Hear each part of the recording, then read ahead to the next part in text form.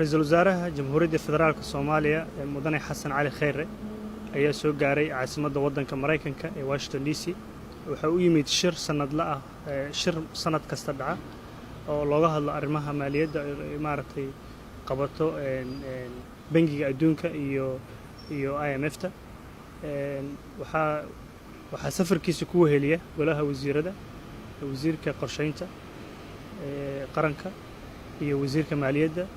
sidoo kale waxaa safarkiisa ku weheliya gudoomiyaha bangiga cusub ee la magacaabay iyo xubno kale oo runtii ka tirsan wafdiga Raisul Wasaaraha. booqashada sanadkan ee Raisul Wasaaraha uu ku yimid waddanka Mareykanka wuxuu kaga duwan yahay sanadihii hore. waxaa la qaban doonaa shir looga hadlayo arrimaha Soomaaliya oo runtii xoogga lagu saari doono deyn cafiska.